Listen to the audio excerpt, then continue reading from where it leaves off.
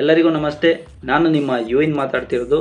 ಮತ್ತೆ big boss update ಕೊಡೋಕ್ಕೆ ಬಂದಿದ್ದೀನಿ. ಈಗ ಆಲ್ರೆಡಿ ಫಿನಾಲೆ ನಡೀತಾ ಇದೆ.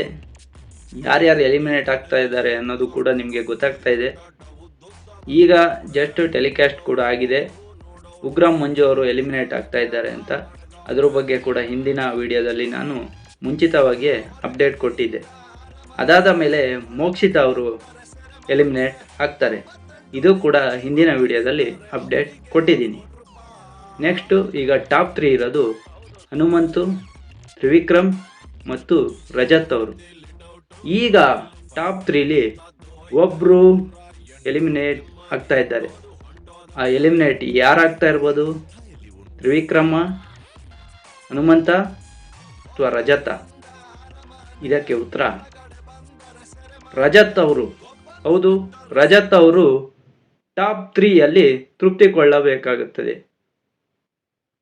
ರಜತ್ ಅವರು ಟಾಪ್ 3ಯಲ್ಲಿ ತನ್ನ ಬಿಗ್ ಬಾಸ್ ಆಟವನ್ನು ಮುಗಿಸ್ತಾ ಇದ್ದಾರೆ. ಇಲ್ಲಿ ತನಕ ಒಳ್ಳೆ ಎಂಟರ್ಟೈನ್ಮೆಂಟ್ ಕೊಟ್ಟಿದ್ರು.